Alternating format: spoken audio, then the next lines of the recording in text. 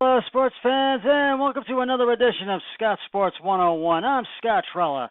We'll talk Browns NFL football. We'll talk some college football, Ohio State Buckeyes, and we'll talk Tribe, and we have some other sports news. But first, here is today's Scott Sports 101 trivia question. Who was the first NFL running back to finish a season with 10 or more carries and gain negative yards? I'll have the answer later in the broadcast. After a 43-13 blowout against the Tennessee Titans in Week 1 last week, the Browns are getting ready to take on the New York Jets in Week 2 on Monday Night Football on ESPN. Yes, the Browns are back on Monday Night Football for the first time since 2003. Now, if we saw in the game, we see what we saw, in the game against the Titans in Week 1 last week, then it's going to be a long season. The Browns need to really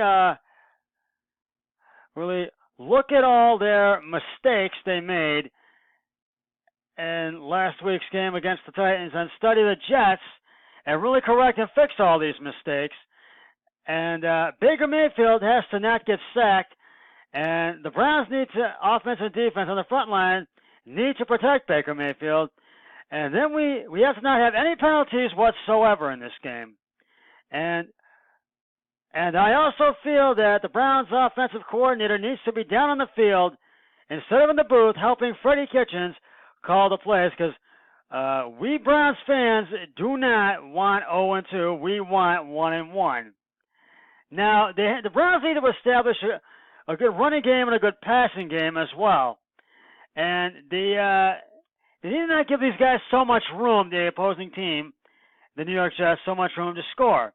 And I think they're going to get some opportunities to score, and I think they're going to bounce back strong and really win this game on Monday. And so I really think that the Browns are really going to come back strong and win this game Monday. And don't miss my podcast tomorrow for Scott Sports 101 Thursday Night Football, pregame show and postgame show, where the Carolina Panthers will take on the Tampa Bay Buccaneers at Bank of America Stadium in Carolina. I'll have my Thursday night pick of the week for that, and just tune in because it's going to be great. It's going to be an action-packed pregame show to really get you set for the game, and the postgame show once that game is concluded.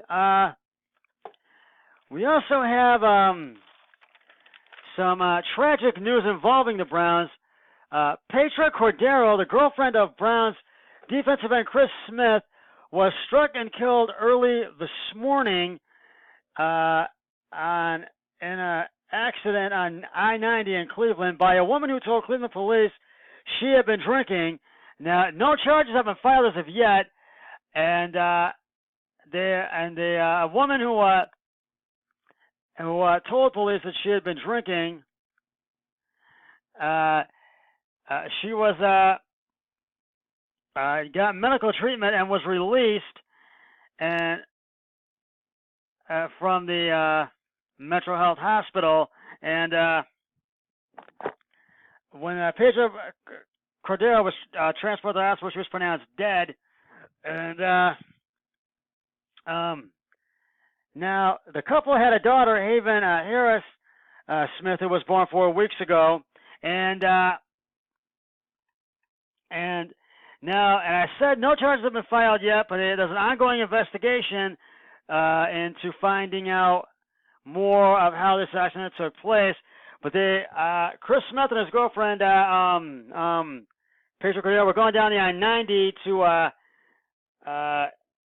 they were going to, I think it was Indiana. They were going off the highway at the exit ramp of Columbus or Indiana, and I check me if I'm wrong.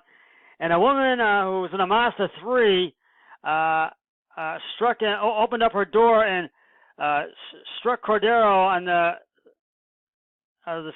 the set on the highway near the median strip, and that's when she told police she had been drinking, and that's when Pedro Cordero was transferred to the hospital and pronounced dead. And the woman who was in the Mazda 3 got medical treatment and was released after the treatment has been done from Metro Health Hospital. So the Browns really mourned, and their thoughts are with Chris Smith and his family during this difficult time, and Pedro Cordero's family during this difficult time, and they're going to give him the options, and they're going to give him a chance to mourn. And at his request, he can decide whether or not he wants to participate and play in this upcoming Monday night's game against the Jets. Most likely, he probably won't, because they want to give him a chance to mourn. So my thoughts are with Chris Smith and his family during this difficult time. And there's some more. As you may have heard on Monday, as you may have heard a couple of days ago, a Cavaliers announcer and TV broadcaster for Cleveland sports, Fred McLeod, passed away suddenly of a heart attack Monday night at the age of 67. And he was doing his dream job after he came back to Cleveland after broadcasting Pistons games and doing his dream job broadcasting Cavs games, doing play-by-play with Cavs analyst Austin Carr. And both Austin Carr and Fred McLeod were close friends on and off the air, and they were going to get together and play golf, and they were talking, and his voice trailed in another direction, and he just passed away Monday. And also his wife, I want to mention his wife, Beth McLeod, who was the meteorologist on the weekends at Fox 8, and he and Beth was his wife for 28 years. They were married, and I want to give Beth McLeod. Beth, my condolences are with you, and my thoughts and prayers are with you and your family and the entire McLeod family during this difficult time. And so I give you my condolences and my sympathy, and my heart goes out to you, Beth. And I have to say, McLeod will definitely be missed here in Cleveland and by all Cleveland sports fans, because everybody loved him. He was a well-liked man.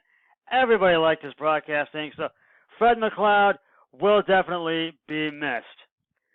We will actually, I'm going to, after manhandling the Cincinnati Bearcats 42-0 last week, the Buckeyes will try to go to 3-0 as they will take on the Indiana Hoosiers at the Rock Stadium in Indianapolis. Head coach Ryan Day says he liked the way the team played against the Cincinnati Bearcats last week, and hopes and is confident the team will have another great performance and game and do the things even better this week against the Indiana Hoosiers. And kickoff for that game is at 12 noon on Fox. We will get to the Tribe in just a moment, but first, it is time now to reveal the answer to today's Scott Sports 101 NFL trivia question. Excuse me. Who was the first NFL running back to finish a season with 10 or more carries and gain negative yards? And if you said Reggie Bush, you are correct. Buffalo Bills running back Reggie Bush finished the 2016 season with 12 rushes for 3 yards. And I'll have another trivia question on my next podcast, so stay tuned for that.